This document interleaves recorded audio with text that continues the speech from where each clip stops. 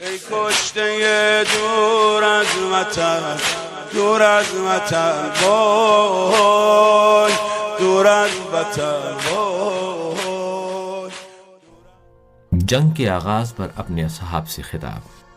حضرت امام حسین علیہ السلام کے عام خطاب، آپ کی عمر ابن سعد کے ساتھ گفتگو اور اس کے واپس اپنی سپاہ میں چلے جانے کے بعد عمر ابن سعد ایک مرتبہ پھر اپنے لشکر سے نمودار ہوا اور حسین ابن علی علیہ السلام کے خیموں کی طرف ایک تیر پھینک کر اپنے سپاہیوں سے بولا، امیر کے سامنے گواہی دینا کہ حسین ابن علی علیہ السلام کی طرف سب سے پہلا تیر میں نے پھینکا ہے. یہ منظر دیکھنے کے بعد کوفیوں نے حضرت امام حسین علیہ السلام کے خیموں کی طرف تیر پھینکنا شروع کر دیے اور دشمن کی طرف سے پھینکے جانے والے یہ تیر بارش کے قطروں کی طرح خیموں پر برسنے لگے. کہا جاتا ہے کہ اس موقع پر اصحاب امام حسین علیہ السلام میں سے بہت کم ایسے افراد بچے تھے جن کے بدن تیروں سے محفوظ رہے ہوں. یہ دیکھ کر حضرت امام حسین علیہ السلام نے اپنے اصحاب سے فرمایا، اٹھو اے صاحبان عزت و شرف اور اس موت کی طرف بڑھو جس سے فرار ممکن نہیں. یہ تیر اس قوم کی جانب سے تمہارے لیے جنگ کا پیغام ہے. خدا کی قسم تم لوگوں اور جنت اور دوزخ کے درمیان بس موت ہی کا فاصلہ ہے جس سے گزر کر تم جنت میں پہنچو گے اور وہ دوزخ میں ڈالے جائیں گے. خدا کی ناراضگی کے اسباب. مٹھی بھر اصحاب حسینی پر دشمنوں کے پے در پے حملوں کے نتیجے میں امام حسین علیہ السلام کے متعدد اصحاب شہید ہو گئے. اس موقع پر حسین ابن علی علیہ السلام نے اپنی ریش مبارک ہاتھ میں لے کے فرمایا، اللہ تعالیٰ یہودیوں پر شدت کے ساتھ اس لیے غضبناک ہوا کہ وہ اس کے لیے ایک بیٹے کے قائل ہوئے. عیسائیوں پر اس لیے بے حد ناراض ہوا کہ انہوں نے اللہ رب العزت کو تین میں کا تیسرا قرار دیا، اور مجوسیوں پر اس لیے شدید طیش میں آیا کہ وہ خدا کی بجائے سورج اور چاند کی عبادت کرنے لگے. اور اب اس قوم لشکر یزید پر اس لیے انتہائی غیظ میں آیا ہے کہ وہ ایکا کر کے اپنے نبی کے نواسے کو قتل کرنے کے درپے ہیں. امام حسین علیہ السلام نے اپنی گفتگو کے اختتام پر فرمایا، واللہ میں کبھی ان کے مطالبات نہیں مانوں گا یہاں تک کہ اپنے ہی خون میں رنگا ہوا اللہ سے ملاقات کروں گا. پھر امام حسین علیہ السلام نے بآواز بلند فرمایا، کیا کوئی مدد کرنے والا ہے جو ہماری مدد کو آئے؟ کیا کوئی مدافع ہے جو حرم رسول کا دفاع کرے؟ جب امام حسین علیہ السلام کی یہ آواز عورتوں اور بچوں تک پہنچی تو ان کے رونے کی صدائیں بلند ہونے لگیں. تاریخ میں نقل ہوا ہے کہ اس موقع پر لشکری کوفے میں شامل سعد اور ابو الحتوف نامی دو بھائیوں نے امام حسین علیہ السلام کا استغاثہ سن کر اپنی رائے بدل لی اور حسین ابن علی علیہ السلام سے جنگ کرنے کی بجائے ان کے لشکر میں شامل ہو گئے.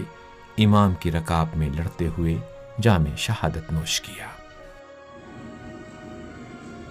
اعوذ باللہ من الشیطان الرجیم، بسم اللہ الرحمن الرحیم. حاضرین و سامعین، روز عاشوراء جنگ کے آغاز پر امام علی مقام کی گفتگو اور خدا کی ناراضگی کے متعلق آپ نے مکالمہ سماعت فرمایا. آج ایک اہم صحابی اور سپاہی کہ جس کا نام تاریخ نے مسلم بن اوسجہ لکھا ہے، آپ کی شہادت پر مولا کے جو کلمات ہیں وہ بھی آپ کی خدمت میں پیش کیے جائیں گے. اس سے قبل حضرت مسلم بن اوسجہ کی شخصیت کے متعلق سماعت فرمائیں. مسلم بن اوسجہ بنی اسد قبیلے سے تعلق رکھتے تھے. ان کی کنیت ابو حجل مذکور ہوئی ہے.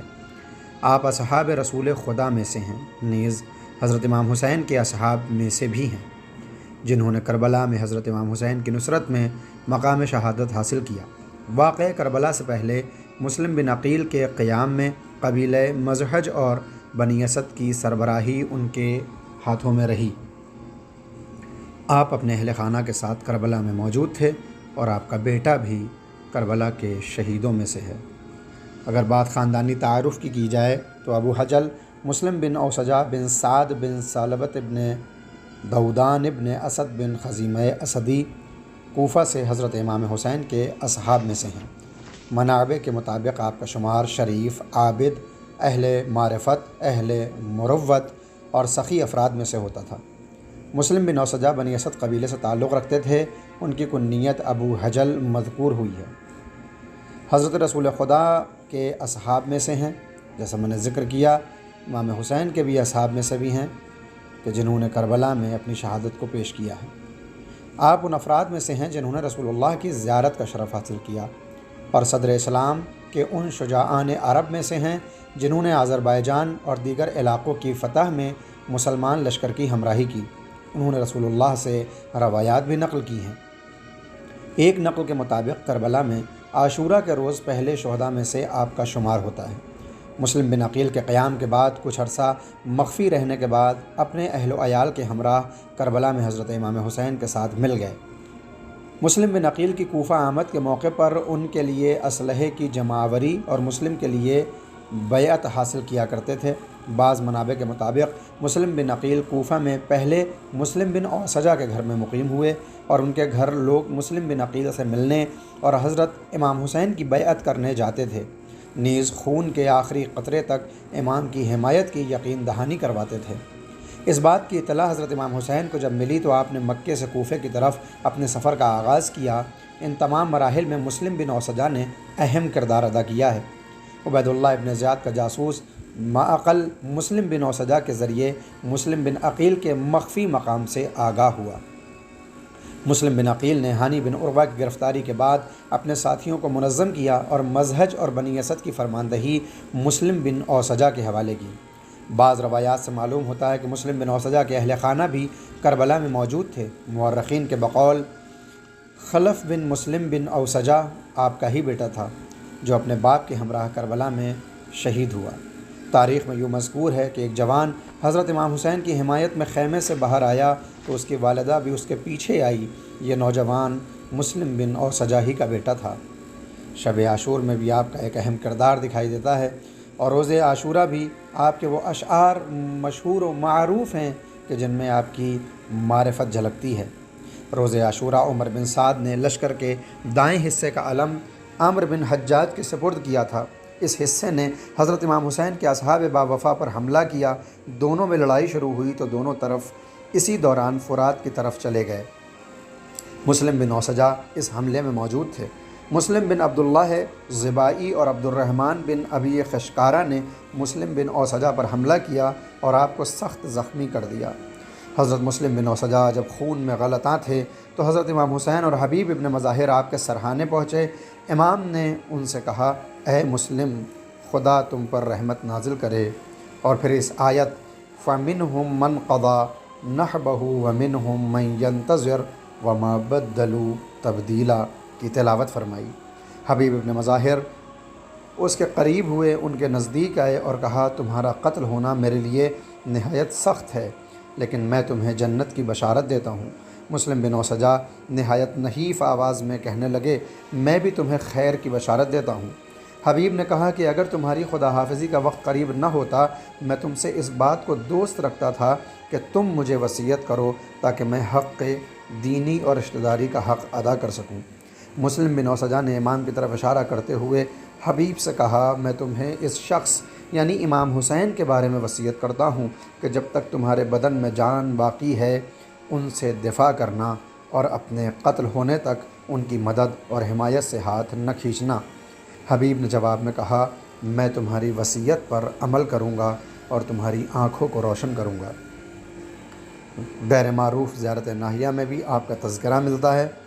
زیارت ناہیہ کے اس بیان کے مطابق مسلم بن اوسجہ پہلے شہداء میں سے ہیں کہ جس نے اپنے پیمان وفا کو پورا کیا، اور امام حسین نے کعبے کی قسم کھا کر کہا ہے کہ وہ رستگاروں میں سے ہیں، اور جنہوں نے مسلم بن اوسجہ کے قتل میں حصہ لیا، امام نے ان پر نفرین کی ہے، لعنت کی ہے۔ اس کے علاوہ نیمہ شعبان اور دیگر زیارات میں بھی مسلم بن اوسجہ کا نام آیا ہے۔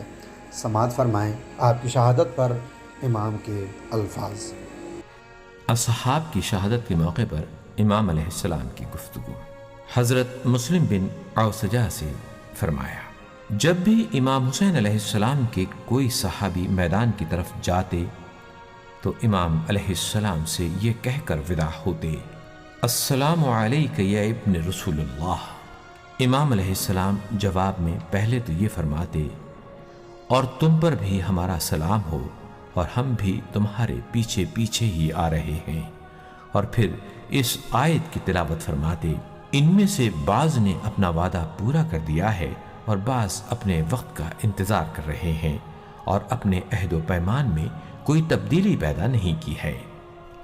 عبداللہ ابن عمیر کی والدہ سے فرمایا: شمر کے غلام نے عبداللہ ابن عمیر کا سر تن سے جدا کیا اور امام علیہ السلام کے خیموں کی طرف پھینک دیا۔ عبداللہ کی ماں نے عبداللہ کا کٹا ہوا سر اٹھایا اور ان کے چہرے سے خاک و خون صاف کرنے کے بعد خیمے کی لکڑی اٹھا کر حملے کی غرض سے دشمن کی طرف بڑھیں۔ یہ منظر دیکھ کر امام حسین علیہ السلام نے حکم دیا کہ انہیں خیموں کی طرف واپس لے آئیں اور ان سے خطاب کرتے ہوئے فرمایا: تم میرے اہل بیت کی طرف سے بہترین جزا پاؤ، عورتوں کی طرف واپس چلی آؤ، خدا تم پر رحم کرے، اللہ نے تم پر سے جہاد کا فریضہ اٹھایا ہوا ہے۔ عبداللہ کی والدہ امام حسین علیہ السلام کے حکم کی تعمیل میں یہ کہتی ہوئی خیمے کی طرف واپس آئیں کہ بار الہ مجھے نا امید نہ فرمانا۔ امام علیہ السلام نے جواب میں فرمایا: خدا تمہیں نا امید نہیں کرے گا۔ حضرت مسلم ابن اوسجا کے بعد تاریخ کربلا میں ایک اور نام کہ جس کا اہم کردار نظر آتا ہے، وہ نام ہے حضرت ابو ثمامہ ساعدی کا۔ ابو ثمامہ ساعدی شہدائے کربلا اور حضرت امام علی کے اصحاب میں سے ہیں۔ انہوں نے حضرت علی کے ساتھ تمام جنگوں میں شرکت کی۔ وہ دلاوران عرب اور کوفے کے مشہور شیعہ تابعین میں سے شمار ہوتے ہیں۔ مسلم بن عقیل کو کوفے آنے پر ان سے ملاقات کی اور مسلم کی شہادت کے بعد کوفہ چھوڑ کر چلے گئے۔ مکے سے کربلا آتے ہوئے حضرت امام حسین کے کاروان میں شامل ہو کر بالآخر روز عاشوراء کربلا میں درجہ شہادت پر فائز ہوئے۔ اکثر منابع میں ابو عمرو سے ابو ثمامہ مراد ہیں، لیکن بعض مصادر میں ان کا نام ذکر ہوا ہے، جبکہ بعض نے ان کے دیگر مشخصات میں اختلاف کیا ہے۔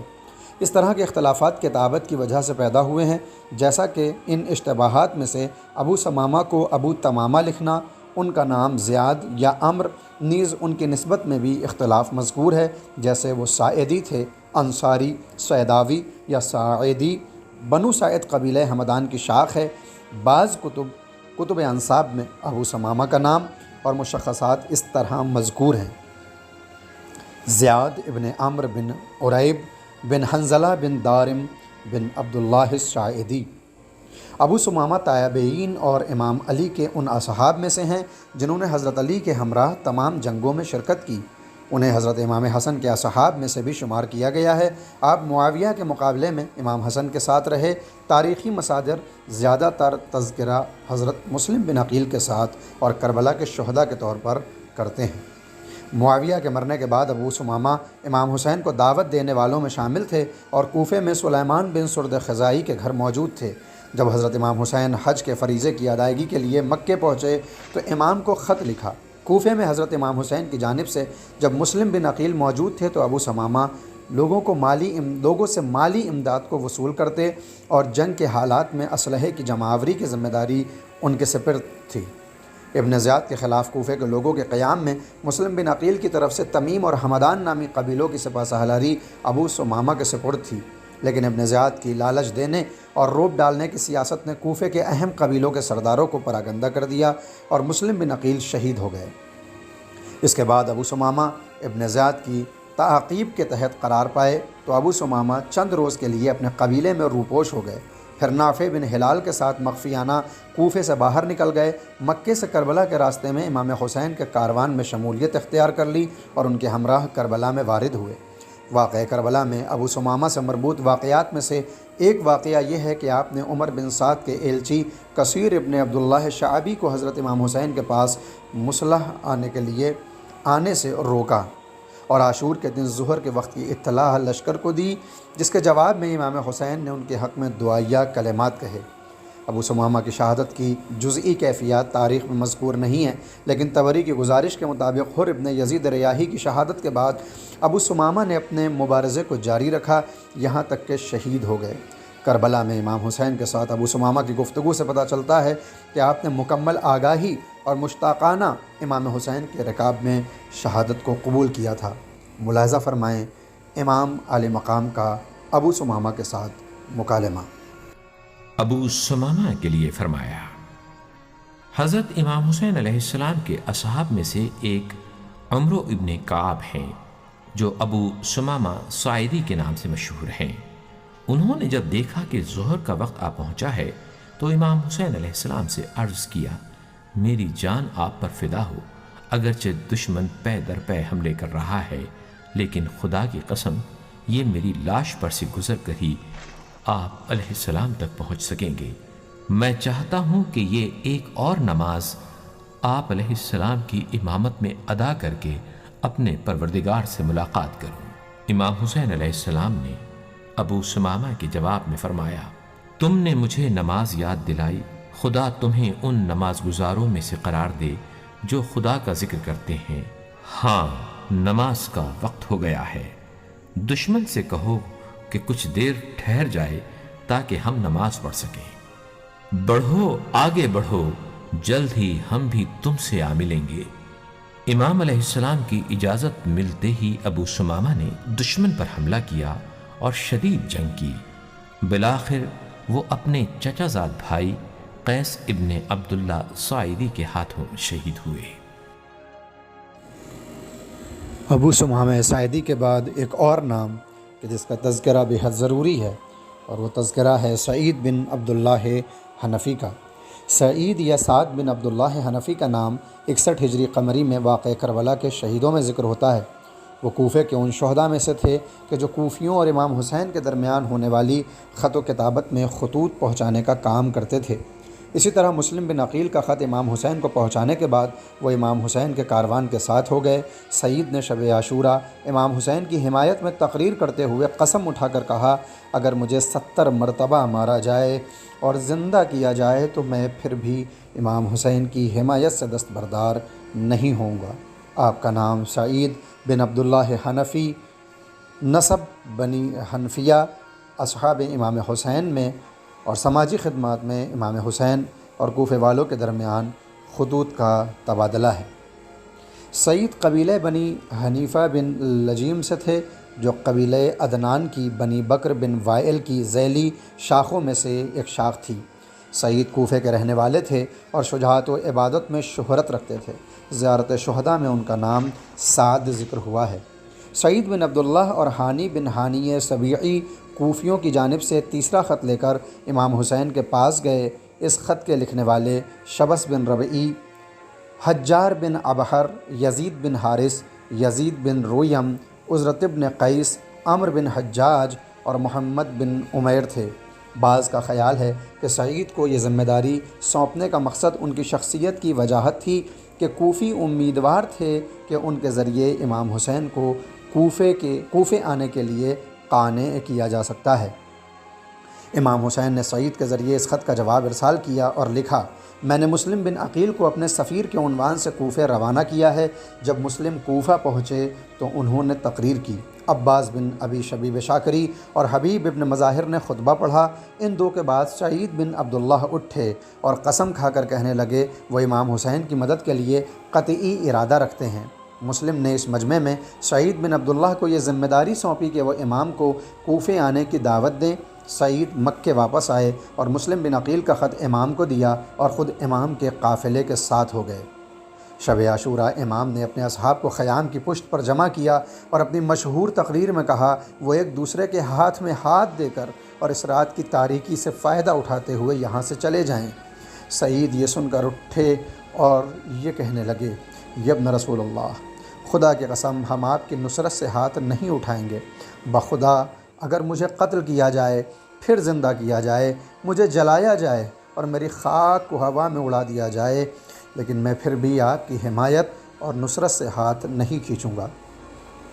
کچھ معتقد ہیں کہ وہ روز عاشوراء نماز ظہر کے بعد شہید ہوئے، کچھ مورخین کے نزدیک سعید کی شہادت 10ویں محرم کے دن زوال آفتاب اور نماز ظہر کے بعد ہوئی ہے۔ آپ کا رجس جو آپ نے میدان کارزار میں پڑھا ہے وہ بھی قابل ذکر ہے کہ عاشوراء کے روز جب امام حسین نے نماز خوف ادا کی تو سعید بن عبداللہ امام کے سامنے کھڑے ہو گئے۔ سامنے سے آنے والے تیروں کو اپنے چہرے، سینے، ہاتھوں اور پہلو پر روکتے رہے تاکہ تیر مبادا امام حسین کو نہ لگے۔ نقل کرتے ہیں کہ جب زخموں سے نڈال ہو کر زمین پر گرے تو یہ دعا پڑھ رہے تھے: خدایا، جس طرح تو نے قوم عاد و سمود پر لعنت کی تھی اسی طرح کوفے کی سپاہ کو بھی مورد لعن قرار دے۔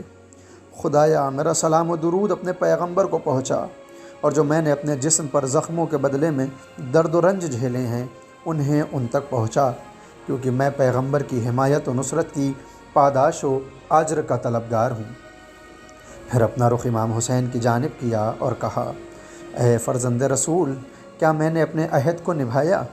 امام نے جواب میں ارشاد فرمایا: ہاں، کیوں نہیں، تم بہشت میں مجھ سے پہلے موجود ہوگے۔ منقول ہے کہ شہادت کے وقت تلوار و نیزوں کے زخموں کے علاوہ 13 تیر ان کے جسم میں پیوست تھے۔ ملاحظہ فرمائیں، سعید ابن عبداللہ حنفی کے ساتھ امام کا مکالمہ۔ سعید ابن عبداللہ حنفی سے فرمایا، جب لشکر کوفہ نے نماز ظہر کے لیے عارضی جنگ بندی کی تجویز قبول نہ کی تو تیروں کی شدید بوچھاڑ کے باوجود امام علیہ السلام اپنے اصحاب کے ساتھ نماز ظہر کی ادائیگی کے لیے کھڑے ہو گئے۔ اس دوران سعید ابن عبداللہ، عمرو ابن قرظہ قابی اور امام علیہ السلام کے چند اور اصحاب آپ علیہ السلام کی حفاظت کے لیے بطور ڈھال آپ علیہ السلام کے سامنے کھڑے ہو گئے۔ نماز ختم ہونے کے بعد یہ تمام افراد تیروں سے شدید زخمی ہونے کے نتیجے میں شہید ہوئے۔ نماز کے بعد جب سعید ابن عبداللہ شدید زخمی ہونے اور نقاہت کی وجہ سے گرے تو عرض کیا: بار الہ، اس قوم پر وہی عذاب نازل فرما جو تو نے قوم عاد و سمود پر نازل فرمایا تھا، اور میرا سلام اپنے پیغمبر تک پہنچا دے اور انہیں مجھے پہنچنے والے اس درد اور تکلیف سے مطلع فرما، کیونکہ اس جانبازی اور ان تمام رنج و الم کو برداشت کرنے میں میرا مقصد صرف یہی ہے کہ تیرے پیغمبر صلی اللہ علیہ وآلہ وسلم کی مدد و نصرت کے ذریعے تجھ سے اجر و ثواب حاصل کر سکوں۔ پھر انہوں نے اپنی آنکھیں کھول کر امام حسین علیہ السلام کا دیدار کیا اور امام علیہ السلام سے عرض کیا: اے فرزند رسول صلی اللہ علیہ وآلہ وسلم، کیا میں نے اپنا عہد وفا کیا؟ امام علیہ السلام نے ان کے جواب میں فرمایا: ہاں، تم نے اپنا عہد پورا کیا، تم جنت میں میرے آگے آگے ہوگے۔ حضرت سعید کی شہادت کے ساتھ ایک اور سپاہی کہ جنہوں نے اپنی جان کا ہدیہ امام علی مقام کی خدمت میں پیش کیا، جن کا نام عمرو بن قرظہ انصاری یا قبعی ملتا ہے۔ عمرو بن قرظہ انصاری کوفے کے ان شہداء میں سے ہیں جو 61 ہجری کی 10 محرم کو امام حسین کی نصرت کرتے ہوئے شہید ہوئے۔ ان کے والد حضرت علی کے اصحاب میں سے تھے۔ ان کا بھائی کربلا کے روز لشکر عمر سعد میں شامل تھا۔ ان کے والد کا نام قرظہ ابن کعب خزرجی تھا، جو اصحاب پیغمبر اور حدیث نبوی کے راوی بھی رہے ہیں۔ نیز انہوں نے جنگ احد اور اس کے بعد ہونے والی جنگوں میں شرکت کی۔ حضرت عمرو بن قرظہ کے لیے جو ملتا ہے کہ امام علی کی دوران خلافت میں انہیں کوفہ کی گورنری سونپی گئی، نیز انہوں نے جنگوں میں بھی شرکت کی ہے۔ عاشوراء سے چند روز پہلے امام حسین نے عمرو بن قرظہ انصاری کے ذریعے عمر ابن سعد کو ملاقات کا پیغام بھیجا۔ لحوف میں مذکور ہے کہ عاشوراء کے روز عمرو بن قرظہ انصاری امام حسین سے اجازت لے کر میدان جہاد میں گئے اور وہاں پر رجس خوانی بھی کی۔